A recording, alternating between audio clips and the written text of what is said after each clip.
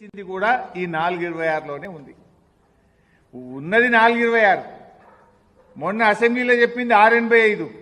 ఇవాళ తెలంగాణ ప్రజాపాలన దినోత్సవంలో 7 లక్షల చిల్లర చెప్పిండు ముఖ్యమంత్రిగా. వెంచనే ఉన్నాడు. కానీ అసెంబ్లీలో 685 అన్నాడు, ఇవాళ ప్రజాపాలనలో 7 అంటున్నాడు.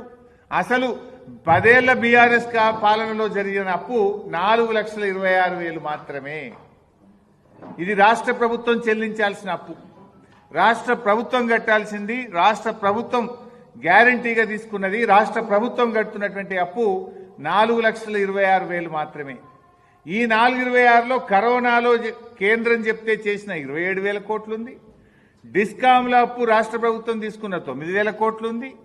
కేంద్ర ప్రభుత్వం గ్రాంట్గా ఇవ్వాల్సిన బదులు అప్పుగా ఇచ్చిన 2,500 కోట్లు కూడా ఇందులో ఉండదు. అన్ని కలిపితే కూడా 426.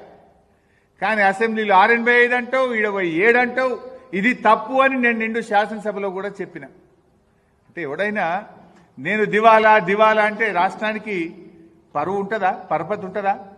రాష్ట్రం యొక్క పరపతిని నువ్వు దివాలా చేస్తున్నావు. ఎవడని చెప్పుకుంటాడా? లేనిది చెప్తాడా? ఉన్నది చెప్పాలి.